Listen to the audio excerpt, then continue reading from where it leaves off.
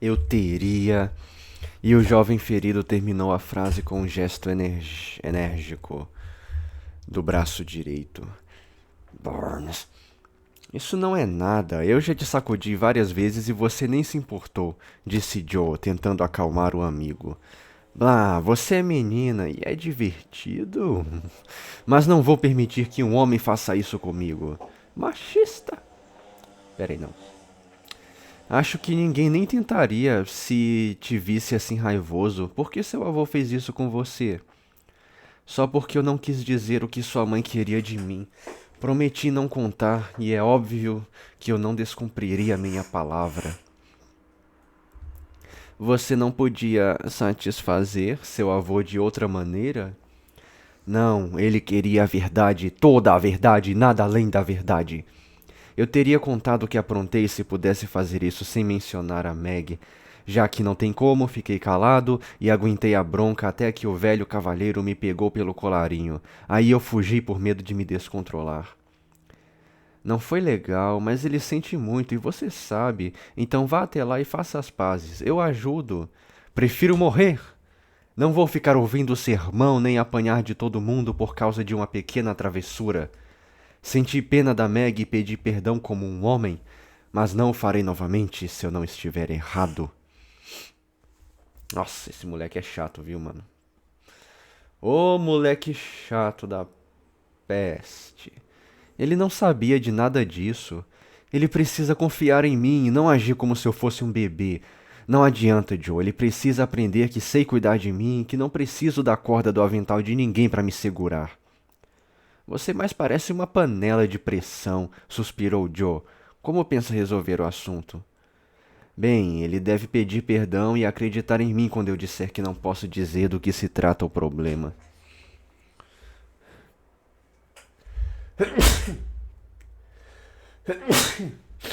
Saúde. Ora essa. Ele não vai fazer isso. Eu não desço até ele fazer. Terry, seja sensato, deixa isso pra lá. E vou te explicar uma coisa: você não pode ficar aqui, então de que adianta ser melodramático? Não pretendo ficar aqui por muito tempo de qualquer maneira. Vou fugir e viajar para algum lugar e quando o vovô sentir a minha falta, irá rapidinho atrás de mim. Não duvido, mas você não deve fazer isso e preocupá-lo. Não venha me dar lições de moral. Eu vou para Washington encontrar o Brooke. Lá é legal e vou me divertir depois de todos esses problemas.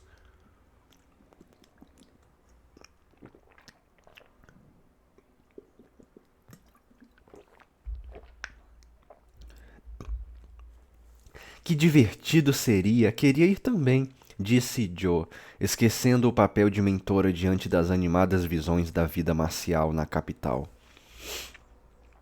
Vamos juntos então? Por que não? Você faz uma surpresa para o seu pai e eu provoco o Brooke. Seria uma piada e tanto. Vamos, Joe. Deixamos uma carta dizendo que estamos bem e nos mandamos. Tenho dinheiro suficiente. Será bom para você e não há mal nenhum, pois você vai ver seu pai. Por um momento pareceu que Joe concordaria, pois, por mais louco que fosse o plano, era a cara dela. A Joe não aprende nunca. Ninguém nessa porcaria aprende nada. Nada, nada, nada. Ninguém aprende nada. Shit. Não tem. Parece que não tem crescimento de personagem. As pessoas cometem um erro, ah, supostamente aprendem a lição e no próximo capítulo fazem a mesma porcaria. Ninguém aprende nada. Pronto. Ponto negativo. Eu tava querendo dar nota 8, vou dar nota 6 agora por causa disso. Ela estava cansada de cuidados e confinamento, ansiava por mudanças e a imagem de seu pai se misturava tentadoramente com os encantos romanescos dos acampamentos e hospitais, da liberdade e da diversão. Seus olhos se acenderam quando se dirigiram melancolicamente para a janela, mas repousaram sobre a casa velha em frente, e ela meneou a cabeça com uma decisão dolorosa já tomada. Se eu fosse menino, fugiríamos juntos e teríamos um período divino. Mas, como sou uma pobre garota, devo ser correta e ficar em casa. Não me tente, Terry. É um plano louco. Essa é a graça, começou Laurie, que estava voluntarioso e determinado a romper os limites de algum modo. Mano, que moleque imbecil, velho. Oh, meu Deus, como eu odeio esse cara. Como eu odeio. Joe, se afasta, pelo amor de Deus. Joe, não. Não, Joe, não, não, Joe, não. Até rima. Pare de falar, gritou Joe, tapando as orelhas. Essas tentações são o meu fraco e se eu não me controlar, vou acabar cedendo. Vim aqui para lhe dar uma lição de moral, não para ouvir as coisas que me convençam do contrário. Sei que Meg colocaria panos quentes numa proposta dessas, mas pensei que você tivesse mais coragem que ela, começou Laurie de maneira insinuante. Perverso, fique quieto. Sente-se e pense em seus pecados, não me faça aumentar os meus. Se eu conseguir que seu avô se desculpe por tudo, você desiste de fugir? Perguntou Joe, séria. Sim, mas você não vai conseguir, respondeu Laurie, que desejava fazer as pazes, mas sentia que sua dignidade ultrajada devia ser apaziguada primeiro. Se eu sei lidar com o jovem, sei lidar com o velho, murmurou Joe, se afastando. Laurie já estava recuando sobre um mapa ferroviário com a cabeça apoiada entre as mãos. Entre. E a voz brusca do Sr. Lawrence soou mais irritadiça do que nunca quando Joe bateu à sua porta. Sou eu, senhor. Venho devolver um livro, disse ela delicadamente ao entrar. Quer algum outro? Perguntou o velho cavalheiro, parecendo desgostoso e irritado, mas tentando não demonstrar nada. Sim, por favor. Gosto muito do velho Sam. Samuel Johnson foi um poeta e lexicográfico britânico. Em 1791, seu amigo Boswell publicou uma obra em 2 volumes chamada Life of Samuel Johnson. E acho que vou ler o segundo volume, replicou Joe, na esperança de acalmar o velho, aceitando uma segunda dose do Johnson de Boswell, já que ele recomendara calorosamente a obra. As sobrancelhas despenteadas abaixaram um pouco quando ele rolou a escada em direção à prateleira na qual estava a literatura johnsoniana. Joe saltou os degraus e sentou-se no mais alto, fingindo estar procurando seu livro, mas estava, na verdade, pensando em como seria melhor abordar o perigoso objetivo da sua visita. O Sr. Lawrence parecia suspeitar que algo estava fermentando na mente dela. Depois de dar várias voltas rápidas pela sala, se virou para ela falando tão bruscamente que Racelas caiu de cabeça para baixo no chão. Racelas. Livro de Johnson publicado em 1759, originalmente com o nome The Prince of Abyssinia, A Tale. Racelas é o nome do príncipe personagem principal da obra. Caiu de cabeça para baixo no chão. Racelas caiu. O que o garoto aprontou? Não tente protegê-lo. Pera aí, esse aqui quem tá falando é quem, mano? Eu não sei quem tá falando, eu vou falar com a minha voz normal então. O que o garoto aprontou, não tente protegê-lo, eu sei que ele se meteu em crime. Ah, é o Lawrence. Tá bom, eu vou meter assim. O que o garoto aprontou, não tente protegê-lo. Eu sei que ele se meteu em encrenca pela maneira como se portou quando chegou em casa. Não consegui falar com ele e quando ameacei sacudi-lo até extrair a verdade, ele subiu as escadas e se trancou no quarto. Ele fez algo de errado, mas nós os perdoamos e todos prometemos não dizer uma palavra a ninguém, começou Joe relutante.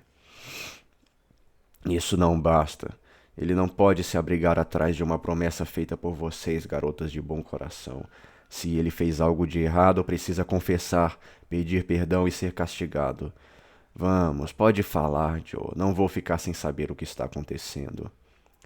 O Sr. Lawrence parecia tão alarmado e falava com tanta veemência que Joe teria fugido de bom grado se pudesse, mas ela estava empoleirada nos degraus e ele de pé como um leão no caminho, de modo que ela teve de ficar e enfrentá-lo.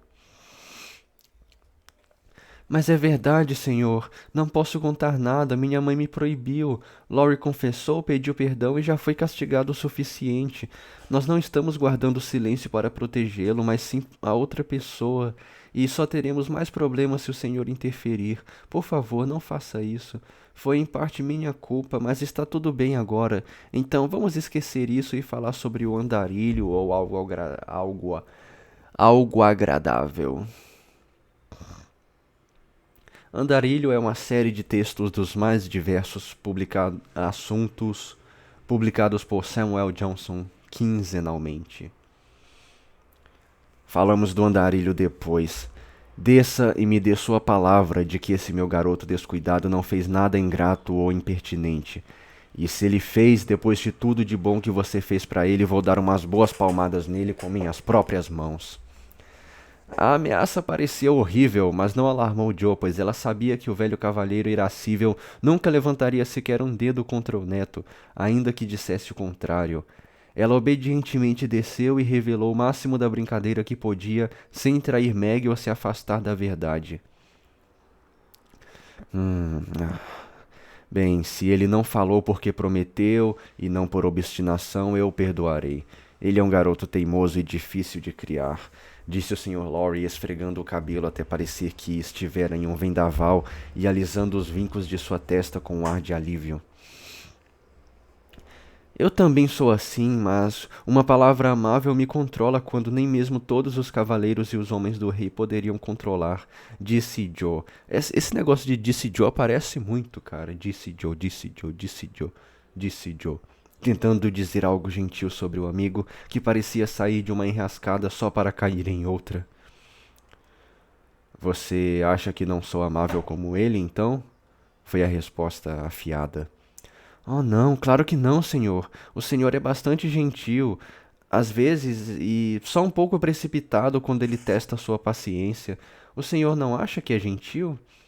Joe estava decidida agora e tentou parecer plácida, apesar de ter estremecido um pouco depois de suas palavras ousadas.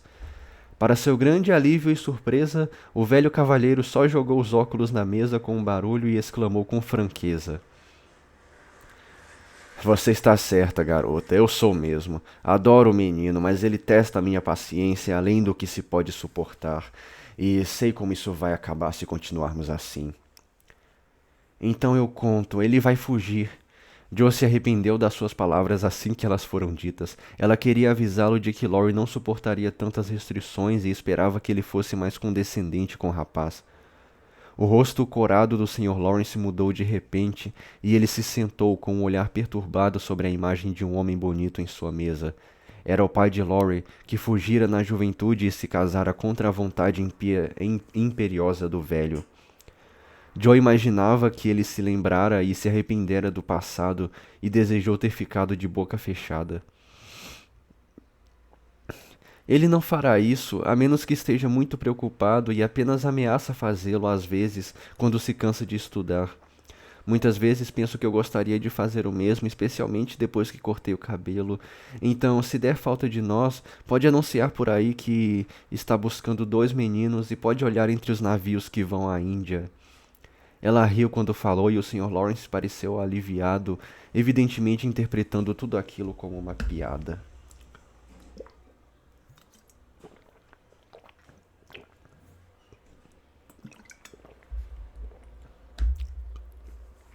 Sua menina travessa, como ousa falar dessa maneira? Onde estão seus respeitos por mim e os seus modos?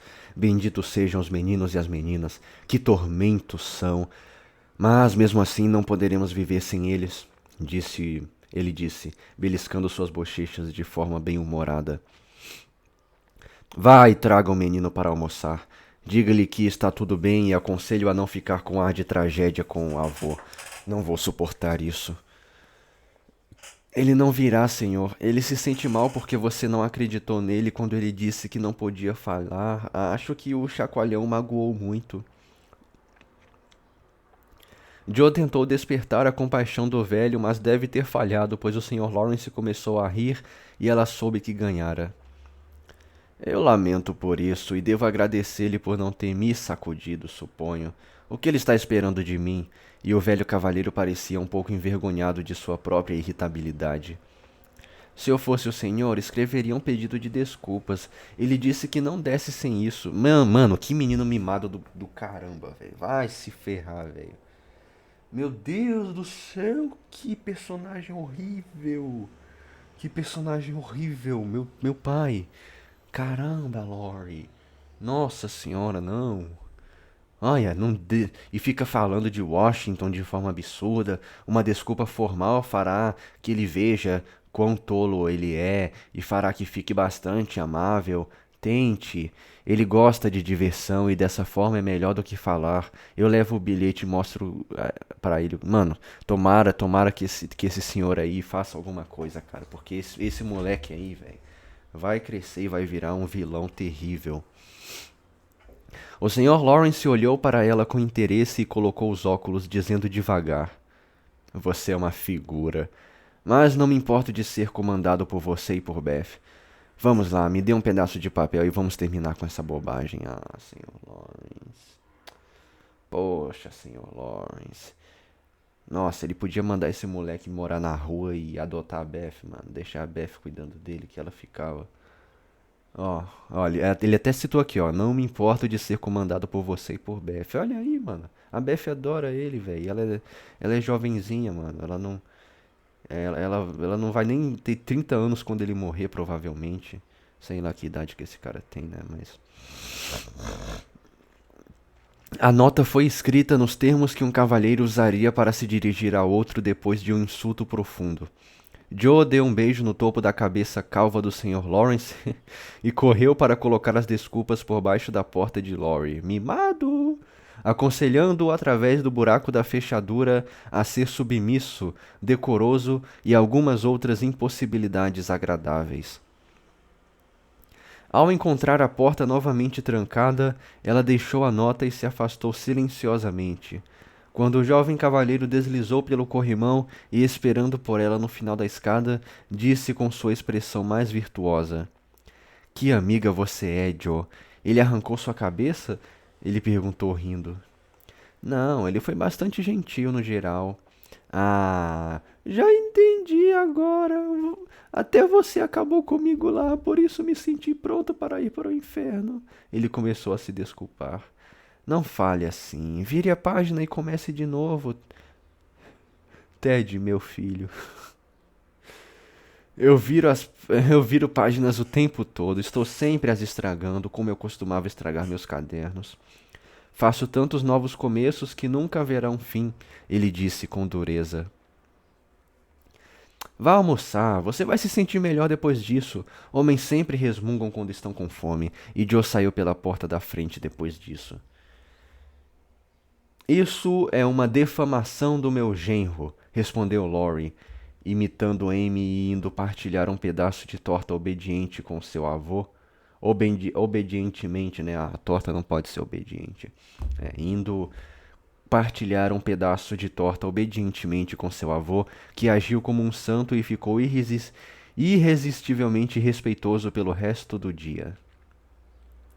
Todos acharam que o assunto estava terminado e a pequena nuvem se afastara, mas a travessura estava feita, pois, embora os outros esquecessem, Meg se lembrava. Ela nunca falou de uma determinada pessoa, mas pensou bastante nela, sonhou mais sonhos do que nunca, e, certa vez, Joe, procurando por selos na mesa da irmã, encontrou um pedaço de papel rabiscado com as palavras Senhora John Brooke.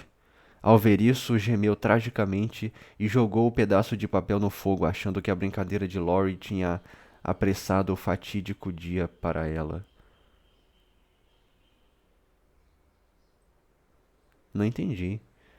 Procurando por selos na mesa da irmã, encontrou um pedaço de papel rabiscado com as palavras Senhora John Brooke. Senhora John Brooke.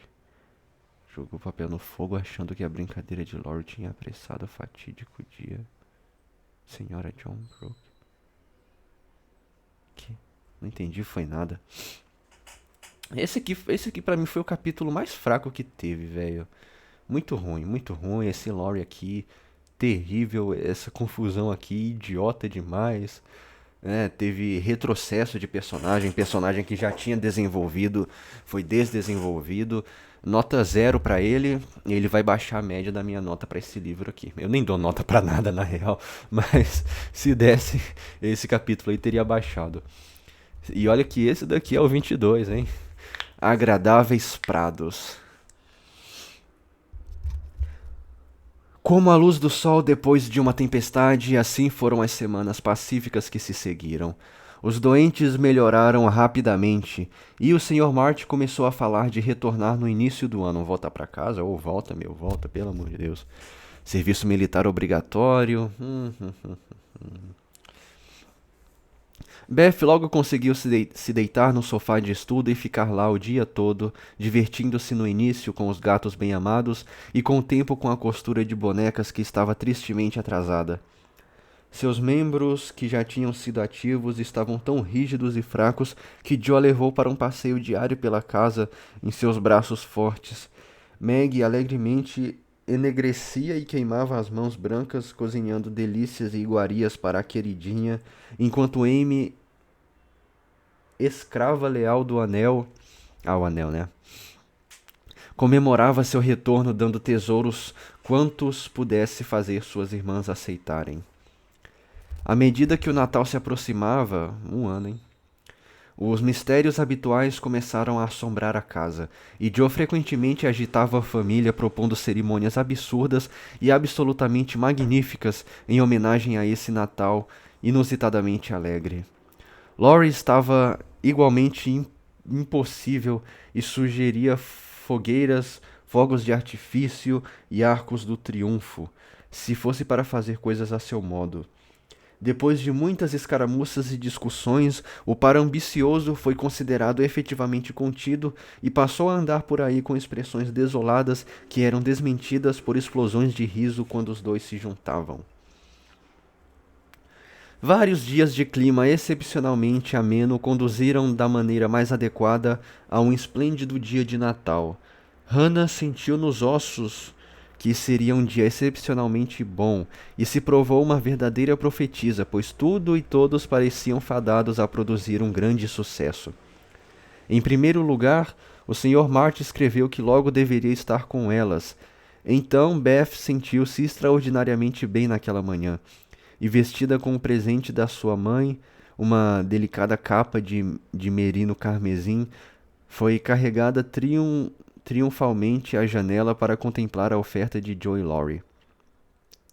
Os insaciáveis fizeram o melhor para ser dignos desse nome, pois, como duendes, haviam trabalhado de noite e preparado uma surpresa cômica. No jardim havia uma majestosa donzela de neve coroada de azevinho, com uma cesta de frutas e flores em uma das mãos, um enorme rolo de partituras na outra, um arco-íris perfeito em uma manta de lã em volta dos ombros gelados e uma canção de Natal saindo de seus lábios em uma flâmula de papel rosa. Jungfrau. Mulherzinhas, né? Em alemão. É, donzela, tá.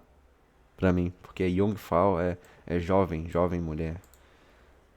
Eine Frau, ein Mann, ein Junge, né? Essas coisas aí em alemão.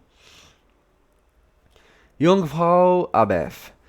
Deus abençoe, querida Rainha Bess. Possa nada abater, e que apenas saúde, paz e felicidade sejam suas para nesse Natal resplandecer. Aqui estão frutas para alimentar nossa ocupada abelha e flores para o seu nariz. Aqui estão músicas para sua pianola, uma manta para nossa embaixatriz. Um relato de Joana Olha, por Rafael sem um pingo de verniz, que trabalhou de livre escolha, escolha não rima com olha, para tornar tudo a realidade a nossa, para tornar tudo realidade a nossa imperatriz. Uma fita de vermelho eu imploro que você pegue, e para a Madame Pourrier e seu cabelo, e sorvete feito pela querida Meg, um Mont Blanc cheio de gelo. O amor mais querido meus criadores colocaram em meu colo de neve. Aceite o que vocês dedicaram, feito por Laurie e por Joe como se deve. Bom, eu estou lendo isso daqui e do jeito que não se deve, e eu vou tomar direito autoral dos escritores e vou ter que pagar uma multa condizente à Ambev. Como Beth riu quando viu aquilo. Como Laurie correu para cima e para baixo para trazer os presentes e como foram ridículos os discursos que Joe fez quando os apresentou. Estou tão cheia de felicidade que se o papai estivesse aqui eu não me aguentaria, disse Beth, suspirando de alegria enquanto Joe a levava ao escritório para descansar após a excitação e para que ela se refrescasse com algumas das uvas deliciosas que a Jungfrau lhe enviara. Também estou, acrescentou Joe, dando uma pancadinha no bolso em que estava o tão desejado Undine Sintran. Não tenho dúvida quanto a mim, ecoou Amy, examinando a cópia gravada da Madonna e Filho que a mãe lhe dera com uma bonita moldura. Claro que estou, gritou Meg, analisando as dobras prateadas de seu primeiro vestido de seda que o Sr. Lawrence insistira em lhe dar. Como eu poderia não estar? Disse a Sra. March com gratidão enquanto seus olhos passavam da carta do marido para o rosto sorridente de Beth e sua mão acariciava o broche feito com fios de cabelo cinza e dourados, castanhos e castanho escuros que as garotas acabavam de prender ao seu peito. De vez em quando, neste mundo de trabalho, as coisas acontecem na deliciosa maneira dos livros de contos. E que gostoso é isso! Meia hora depois de todas dizerem que estavam tão felizes que com mais uma gota transbordariam, a gota veio. Laurie abriu a porta da sala de estar e colocou a cabeça para dentro, calmamente. Ele também poderia ter dado uma pirueta e ter soltado um grito de guerra indígena, pois seu rosto estava tão cheio de empolgação oprimida e sua voz tão traiçoeiramente alegre que todas se levantaram, embora ele tenha dito com uma voz jovial e sem fôlego. Outro presente de Natal para a família March. Antes que as palavras saíssem da sua boca, ele se colocou de lado e em seu lugar apareceu um homem... é o Gold, hein? Ó o Gold chegando aí, ó. Apareceu um homem alto, coberto até os olhos, apoiado no braço de outro homem alto que tentou dizer algo e não conseguiu. Claro que houve uma debandada geral e por vários minutos todos pareceram fora de si, pois as coisas mais estranhas foram feitas e nem uma palavra foi dita. O Sr. March tornou-se invisível no abraço de 4 pares de braços amorosos. Joe fez um papelão quase desmaiando e teve de ser amparada por Laurie junto ao armário de porcelana. O Sr. Brooke beijou Meg apenas por engano. Isso, gente, Sr. Brooke. Apenas por engano, como ele explicou de maneira um pouco incoerente, e Amy, a digna, caiu sobre um banquinho e, sem se levantar, abraçou as botas do pai e chorou da maneira mais emocionante. A Sra. March foi a primeira a se recuperar, levantando a mão com um aviso. Silêncio! Lembrem-se de Beth. Mas era tarde, a porta do escritório abriu, o pequeno invólucro vermelho apareceu na soleira, a alegria colocou força nos membros fraquinhos e Beth correu diretamente aos braços do seu pai. Não importava o que aconteceu depois disso, pois os corações cheios transbordaram, lavando a amargura do passado e deixando apenas a doçura do presente. Não foi nada especialmente romântico, mas uma risada saudável trouxe todos a si novamente, pois Hannah foi descoberta atrás da porta, chorando sobre o gordo peru que ela tinha se esquecido de colocar para assar, quando saiu correndo da cozinha. Quando a risada abaixou, a Sra. March começou a agradecer ao Sr. Brooke o fiel cuidado com seu marido, e com isso o Sr. Brooke de repente se lembrou de que o Sr. March precisava de repouso e, agarrando-se a Laurie, retirou-se apressadamente. Então os dois doentes foram ordenados a descansar, o que eles fizeram, ambos sentados em uma poltrona e falando muito. O Sr. March contou como estava ansioso para surpreendê-las e como, quando o clima melhorou, fora autorizado pelo médico a aproveitar a ocasião, como Brooke havia sido dedicado e como era um jovem estimável e honesto. Porque o Sr. March fez uma breve pausa nesse ponto e, depois de olhar de relance para Meg, que estava cutucando violentamente o fogo, olhou para sua esposa com as sobrancelhas curiosamente erguidas. Deixo para que você imagine. Sim, mano, eu imagino. Também porque a senhora March assentiu suavemente com a cabeça e perguntou de maneira abrupta se ele não gostaria de algo para comer. Ixi. Joe viu e entendeu. Ixi, meu Deus! E entendeu o olhar e se afastou com raiva para pegar o vinho e um caldo de carne, resmungando para si ao bater a porta. Odeio jovens estimáveis com olhos castanhos. Jamais houve uma ceia de Natal como o daquela noite. O gordo peru era um espetáculo a ser admirado. Hannah o colocou à mesa recheado, bronzeado e decorado. O mesmo valia para o pudim de ameixa que derretia na boca, como as geleias com as quais a Amy se deleitou como mosca em pote de mel. Tudo acabou bem, o que foi uma misericórdia na opinião de Hannah, que disse: minha mente estava tão agitada, mãe, que é um milagre eu não ter assado o pudim e ter recheado o peru com passas ou tentado coá-lo com um pano.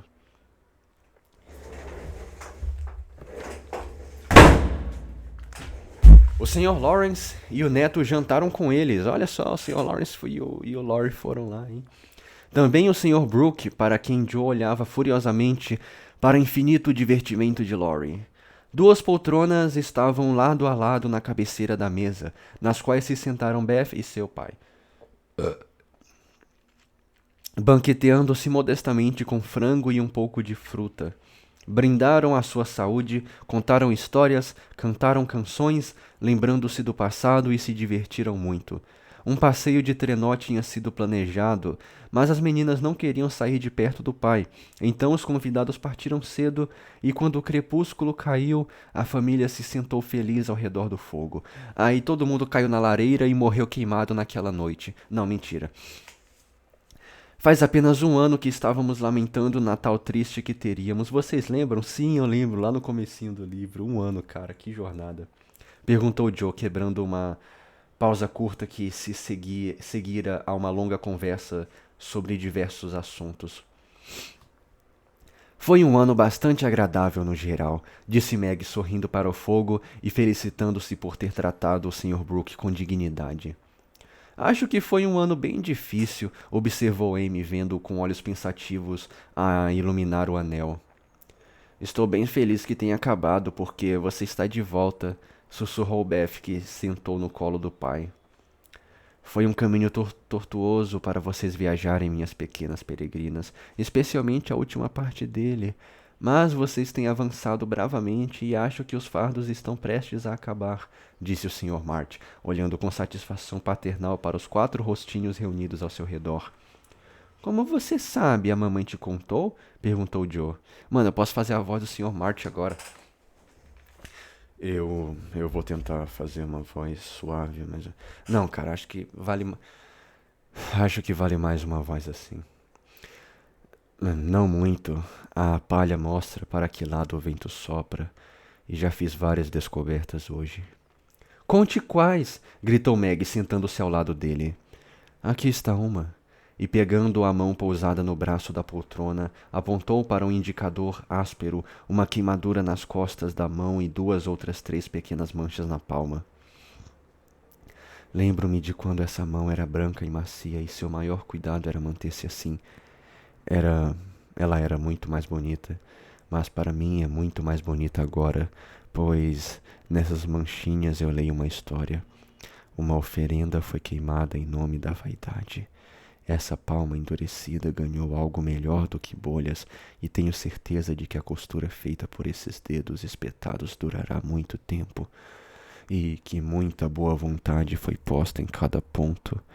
Meg, minha querida, valorizo a habilidade feminina que mantém uma casa feliz mais do que mãos brancas ou realizações da moda. Estou orgulhoso de apertar essa mãozinha boa e trabalhadora, e espero não receber tão logo um pedido de dá-la a outro. Eu não sei se ele está falando ainda, mas eu vou falar que não. Se Meg queria uma recompensa pelas horas de trabalho paciente, recebeu da encorajada pressão da mão do seu pai e do sorriso de aprovação que ele lhe deu. E quanto a Joe, por favor, diga algo gentil, pois ela se esforçou muito e tem sido tão boa para mim, disse Beth no ouvido do pai. Ele riu e olhou para a garota alta sentada à sua frente, com uma expressão excepcionalmente suave no rosto. Tirando o cabelo, não vejo meu filho Joe, que deixei aqui 1 ano atrás, disse o Sr. March. Vejo uma senhorita que usa broches para endireitar o colarinho, que amarra as botas lindamente e que não assobia, não usa gírias, nem deita no tapete como costumava fazer. Seu rosto está um pouco magro e pálido agora, cheio de vigilância e ansiedade. Mas gosto de olhar para ele, pois se tornou mais suave e a sua voz está mais baixa. Essa jovem não salta mais, porém se move silenciosamente e cuida de uma pessoinha de um modo maternal que me encanta. Sinto falta da minha garota selvagem, mas se eu conseguir uma mulher forte, prestativa e meiga em seu lugar, me sentirei satisfeito.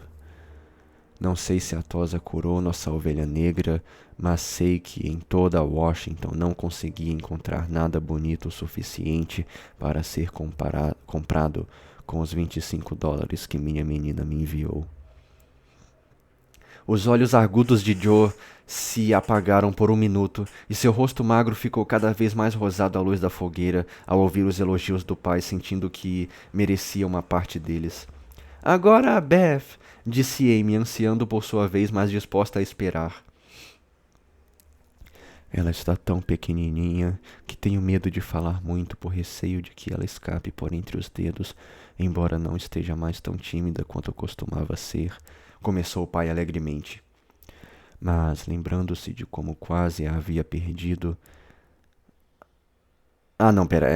saiu aqui. Mas, lembrando-se de como quase a havia perdido, abraçou-a forte e, dizendo com ternura, com o rosto apertado contra o dela: Eu te protegerei, minha Beth, e vou mantê-la segura, se assim Deus quiser. Após 1 minuto de silêncio, ele olhou para baixo para Amy, que se sentava no escabelo aos seus pés, e disse com uma carícia no cabelo brilhante: Percebi que Amy se contentou com as pernas do peru na ceia, cumpriu as ordens da mãe a tarde toda, cedeu seu lugar a Meg esta noite e esperou por todos com paciência e bom humor. Observo também que ela não se preocupa muito com a aparência, nem se olha muito no espelho, nem sequer mencionou um belo anel que está usando. Então concluo que ela aprendeu a pensar mais nas outras pessoas e menos em si, e que decidiu tentar moldar o seu caráter tão cuidadosamente como molda suas esculturazinhas de argila. Estou contente com isso, pois apesar de estar muito orgulhoso de uma graciosa estátua feita por ela, ficarei infinitamente mais orgulhoso de uma filha adorável com talento para fazer a vida bela para si e para os outros. No que está pensando, Beth? Perguntou Joe enquanto Amy agradecia ao pai e falava sobre seu anel. Eu li no Peregrino hoje como, depois de muitos problemas, o cristão e o esperançoso chegaram a um belo prado verde onde os lírios agora, antes de irem para o fim da sua jornada. Peraí. Onde os lírios floresciam durante todo o ano. Eles descansaram alegremente ali, como nós agora, antes de irem para o fim da sua jornada.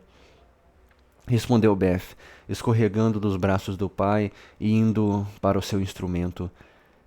É hora de cantar e quero ficar no meu velho lugar. Vou tentar cantar a canção do pastor que os peregrinos ouviram. Fiz a música para o papai porque ele gosta dos versos. Então, sentando-se ao querido pianinho, Beth tocou suavemente as teclas e, com a voz doce que todos haviam pensado que jamais ouviriam novamente, cantou o raro hino, que era a música singularmente adequada para ela. Tá bom. Tomando mais direito aqui da tradução do livro, eu vou cantar a música da Beth. E como ela inventou aqui, eu tomo a minha liberdade de inventar também. Quem está caído não precisa temer a queda, ou que está humilhado a arrogância, humilde independente do que suceda, terá sempre Deus a guiá-lo à distância. Estou feliz com o que tenho, seja pouco ou seja muito, e ó Senhor, contente. Meu Deus do céu. E ó, Senhor, contentamento sei, meu Senhor, pois tu tens a isso por intuito. Plenitude é um fardo para aqueles que saem em peregrinação. Apenas um pouco agora e depois ser um felizardo. É o melhor de estar à estação. De estação a estação. Eu estraguei tudo de novo. Por favor, não me processe, porque eu não tenho nenhum tostão. E se continuar assim, eu vou parar no Afeganistão. Bom, eu acho que aqui acaba a metade do livro, certo? Mas vamos ler a outra metade agora. Tia Mart resolve o caso. Como abelhas dançando ao redor de sua rainha, mãe e filhas rondavam o Sr. Martin no dia seguinte, deixando tudo de lado para ver, ouvir e cuidar do doente, que estava prestes a morrer por excesso de bondade. Sentado em sua poltrona ao lado do sofá de Beth, com as outras três por perto, e Hannah mostrando a cabeça vez ou outra para espiar o homem querido, nada parecia necessário para completar sua felicidade. Mas havia algo faltando, e as mais velhas deram por sua falta, embora ninguém o confessasse. O senhor e a senhora March se olharam ansiosos, com os olhos seguindo Meg. Joe tinha ataques repentinos de melancolia e viu-se brandindo o punho para o guarda-chuva do Sr. Brooke, que fora deixado no corredor.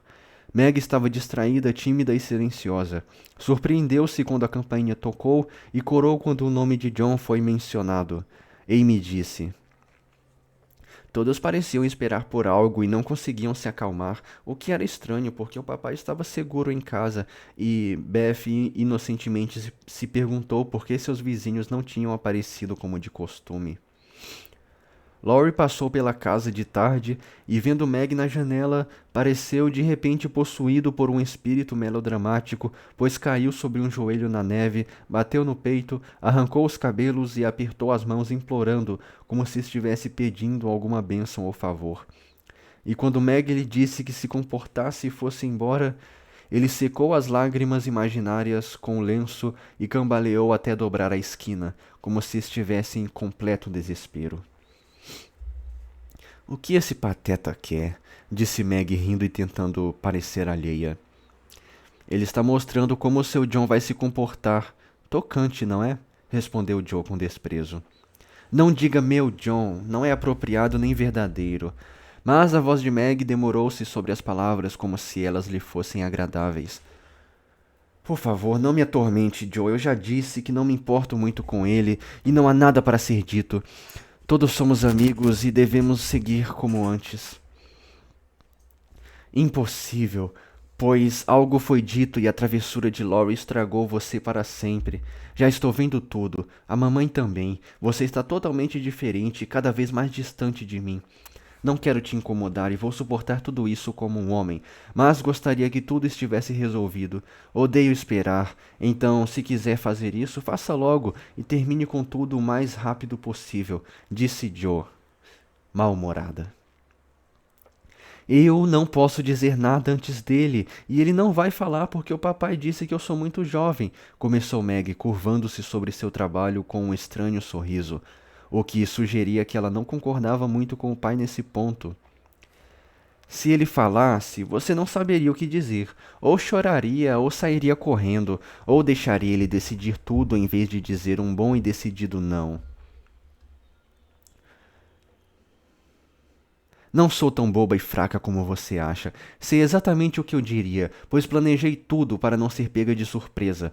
Não há como saber o que pode acontecer e eu queria estar preparada. Joe não pôde deixar de sorrir com o ar de importância que Meg assumiu inconscientemente e que era tão conveniente como a bela cor que variava em suas bochechas. Você se importa de me contar o que diria? Perguntou Joe com mais respeito. Claro que não. Você já tem 16 anos agora e é grande o bastante para ser minha confidente. Além disso, minha experiência será útil para você, talvez quando precisar tratar de seus próprios assuntos desse tipo. Aí lá vem, aí lá vem a Joe de novo, sem nenhuma evolução de personagem nesse ponto aí. Vamos lá. Ai, eu não pretendo ter nada desse tipo. É divertido ver outras pessoas flertando, mas me sentiria tola se fosse comigo. Ai, olha pra mim, eu sou a Jo, tenho tantos problemas com relacionamentos. Disse Joe, alarmada pelo pensamento. Oh, meu Deus, esse é o único problema desse personagem, cara. Fora isso, perfeita. Duvido. Isso aí, Meg. Se você gostasse muito de alguém e ele gostasse de você. Meg falou como se para si mesma e olhou para o pedaço de terra onde muitas vezes via namorados caminhando juntos no crepúsculo do verão. Pensei que você ia me contar o seu discurso para aquele homem, disse Joe acenando rudemente para tirar a irmã de seu pequeno devaneio. Ah, eu só diria calma e decididamente: Obrigada, Sr. Brooke, é muito amável, mas concordo com o papai. Sou muito jovem para noivar agora, então, por favor, não diga mais nada. Mas sejamos amigos, como antes. Sim, sim, sejamos amigos, sim. Que tal, hein? Áspero e frio, duvido que você diga isso, e sei que ele não gostará se você disser.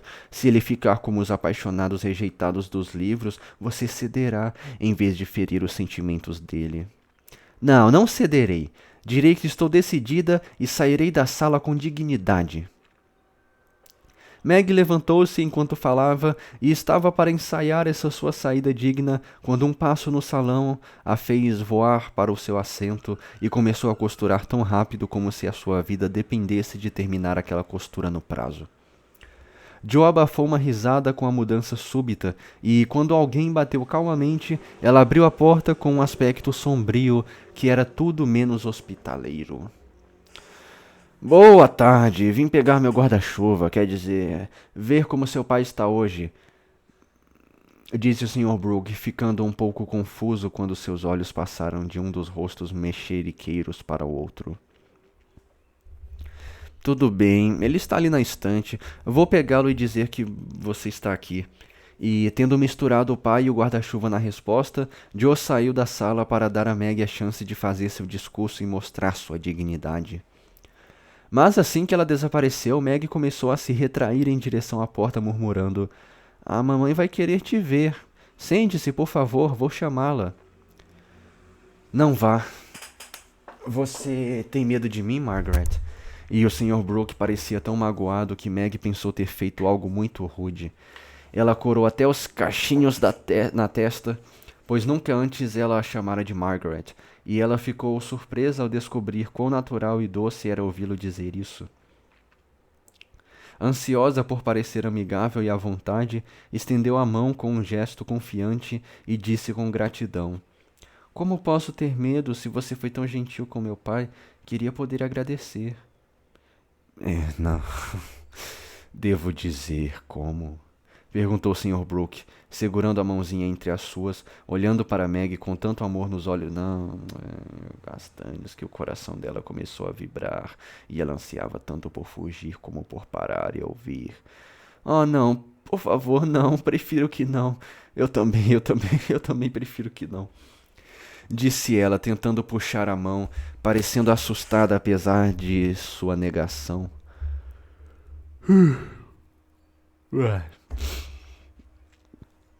Não vou te incomodar. Só quero saber se você se importa um pouco comigo, Meg. Ai, meu Deus, não. Ai, eu vou morrer de cringe lendo esse livro, cara. Pela primeira vez na história, a pessoa morre de cringe lendo um livro. Eu te amo tanto, querida. Acrescentou o Sr. Brooke com ternura. Esse era o momento do discurso calmo e apropriado, mas Meg não conseguiu falar. Ela esqueceu todas as palavras, deixou a cabeça cair e respondeu: Eu não sei. Ich kenne nicht. Tão baixo que John teve de se inclinar para compreender a resposta tola. Ele parecia pensar que aquilo valia a pena, pois sorriu para si como se bastante satisfeito, pressionou a mão rechonchuda com gratidão e disse em seu tom mais persuasivo: Você vai tentar descobrir? Eu quero tanto saber, pois não posso trabalhar com atenção se não souber se poderei ter minha recompensa ao final ou não. Eu sou muito jovem, Vacilou Meg, perguntando-se por que estava tão agitada, embora estivesse gostando daquilo. Eu vou esperar. E nesse meio tempo você pode aprender a gostar de mim. Será que é uma lição muito difícil, querida? Ai, querida, esse cara tá com muita intimidade, meu parceiro. Não, se eu quiser aprender, mas. Por favor, decida aprender, Meg. Eu amo ensinar e isso é mais fácil do que alemão. John interrompeu, obtendo a posse da outra mão, de modo que ela não tinha como. Mano, é verdade, né, velho? O negócio do alemão. Eu achava que esse Sr. Brook era mó velho na época, velho. Nem tava ligado.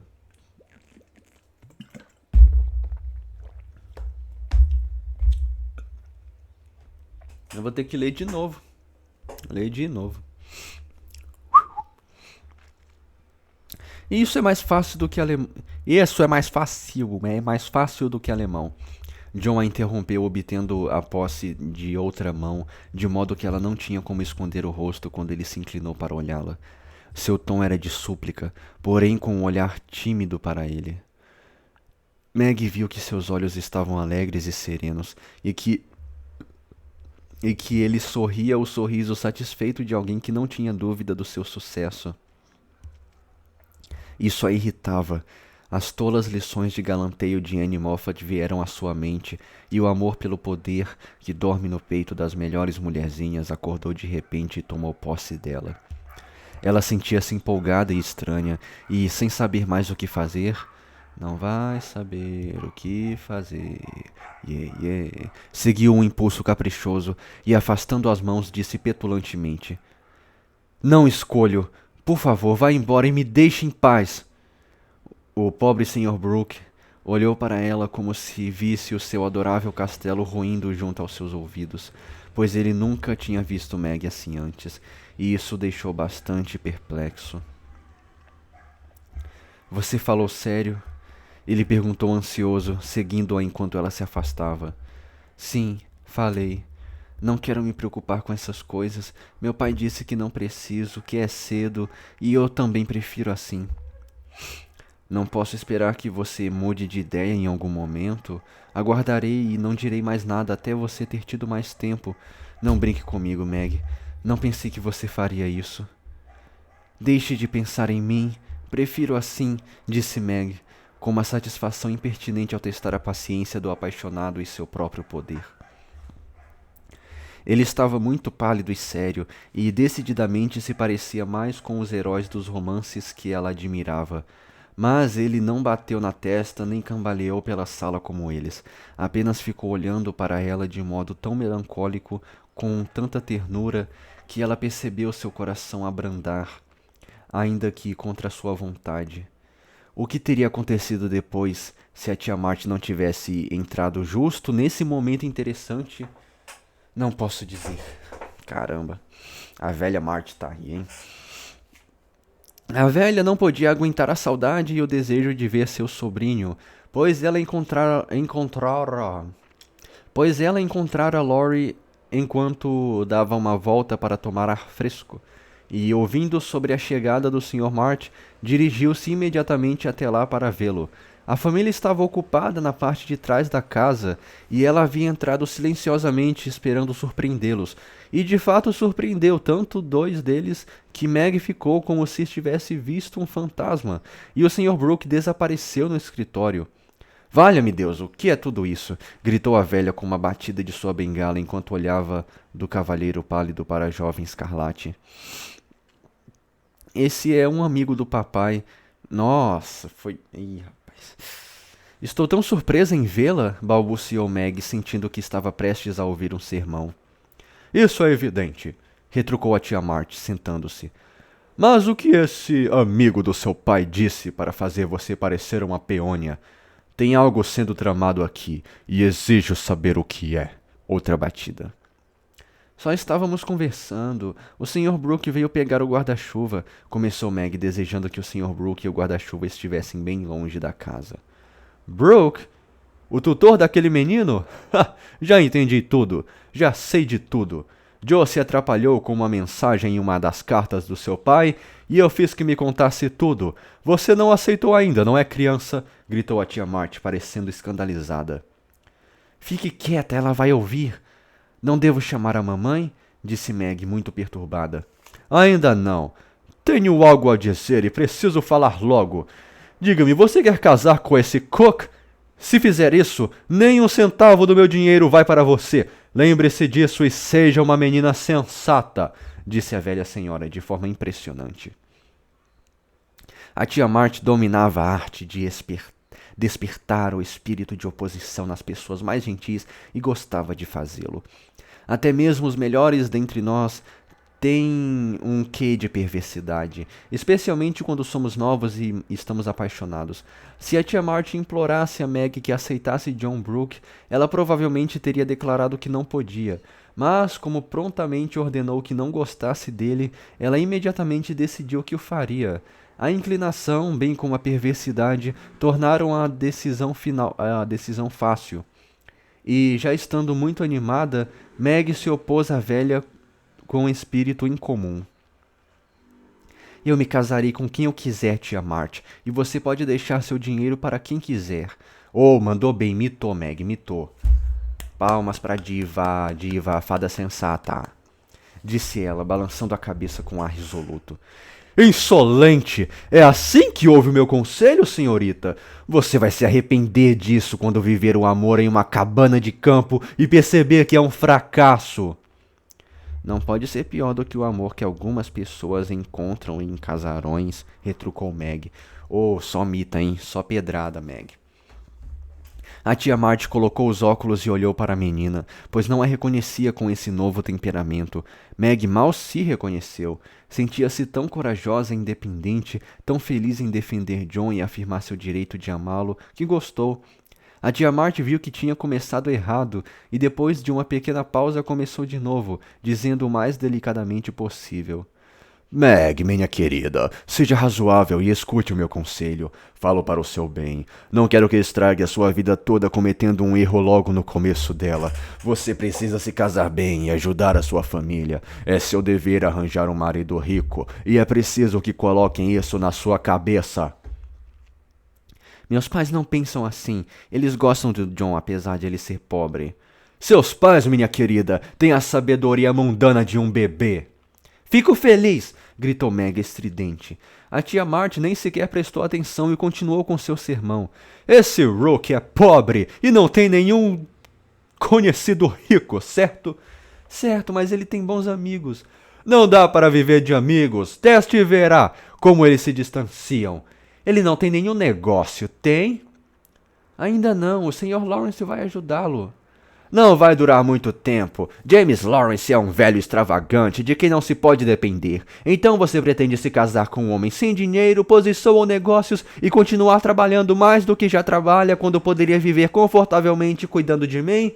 Achei que você fosse mais sensata, Meg. Eu não conseguiria nada melhor nem se esperasse metade da vida. John é bom e sábio. Tem... Eu não acredito nisso. Meu Deus, velho. A Marty chegou pra juntar os dois, cara. A Marty chegou pra juntar os dois. Isso aqui tá ficando interessante. Eu não conseguiria nada melhor nem se esperasse metade da vida. John é bom e sábio, tem vários talentos e está disposto a trabalhar. Ele com certeza vai prosperar. É muito enérgico e corajoso. Todos gostam dele e o respeitam. E estou orgulhosa de pensar que ele me quer bem, embora eu seja tão pobre, jovem e boba, disse Meg, mais bonita do que nunca em sua sinceridade. Ele sabe que você tem parentescos ricos, criançola. É por isso que ele gosta de você, creio eu. Tia Marty, como ousa dizer uma coisa dessas? John está acima dessa maldade toda e não vou te ouvir nem mais um minuto se continuar a falar assim, gritou Meg, indignada, esquecendo tudo, menos a injustiça das suspeitas da velha senhora. O meu John não se casaria por dinheiro, nem eu. Estamos dispostos a trabalhar e esperar. Não tenho medo de ser pobre, pois fui feliz até agora e sei que estarei com ele porque ele... Eita, porque ele me ama e eu... E eu o quê, Meg? E eu o quê? Meg parou por aí, lembrando-se de repente que não havia se decidido, que tinha dito a seu John que fosse embora e que ele poderia estar ouvindo suas observações inconsistentes.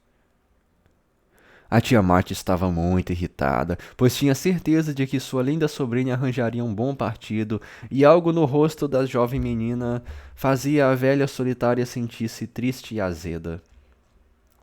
Bom, eu lavo minhas mãos. Você é uma criança voluntariosa e perdeu mais do que imagina com essa sensatez. Paro por aqui. Estou decepcionada com você e não tenho humor para ver seu pai agora. Não espere nada de mim quando casar. Os amigos do seu Sr. Brooke cuidam de você. Nossa relação termina aqui. E, batendo a porta no rosto de Meg, a tia Marty partiu suspirando alto. Ela parecia ter levado consigo toda a coragem da menina, pois, quando ficou sozinha, Meg ficou um instante sem saber se ria ou se chorava. Antes que pudesse se decidir, foi segurada pelo Sr. Brooke, que disse tudo de um só fôlego. Eu não vou te deixar de ouvir, Meg. Obrigado por me defender e provar que você se preocupa pelo menos um pouco comigo. Eu não sabia o quanto até a tia Marty abusar de você, começou Meg. Então eu não preciso ir embora. Posso ficar e ser feliz, certo, querida? Aqui estava outra boa chance de fazer o discurso esmagador e a sua saída majestosa. Mas Meg não pensou em nenhuma das duas coisas e se desgraçou para sempre aos olhos de John quando sussurrou mansamente: Sim, John. Escondendo o rosto no colete do Sr. Brooke. 15 minutos depois da saída da tia Marty, Joe desceu as escadas gentilmente, parou um instante na porta da sala de estar e, sem ouvir nenhum som lá dentro, assentiu e sorriu com uma expressão satisfeita, dizendo a si mesma: Ela o mandou embora como planejamos e o caso está resolvido. Vou lá ouvir a divertida notícia e rir muito com ela. Cara, eu já imagino o que vai acontecer, cara. Eu já tô imaginando. Mas eu não vou dizer. Se eu tiver certo, eu digo. Rir muito com a notícia, né, Joe? Mas a pobre Joe não ganhou a sua risada. Ficou paralisada no limiar da porta com o espetáculo que a segurava ali, olhando para ele com a boca quase tão aberta quanto os olhos, esperando exultar sobre um inimigo caído e louvar a forte irmã por banir um apaixonado censurável. Certamente foi um choque ver o inimigo anteriormente mencionado sentado serenamente no sofá, com a forte irmã entronada em seus joelhos, com uma expressão da mais abjeta submissão. Joe soltou uma espécie de suspiro, como se um banho de água fria tivesse caído repentinamente sobre ela, pois essa virada tão inesperada lhe tirara o fôlego. Ao som estranho, os dois se viraram e a viram. Meg saltou, parecendo orgulhosa e tímida, mas aquele homem, como Joe chamava, riu e disse friamente enquanto beijava a recém-chegada surpreendida: Ele foi lá e beijou a Joe? Quê? Que é isso? Irmã Joe nos deu parabéns. Nossa, ele vai pegar as duas?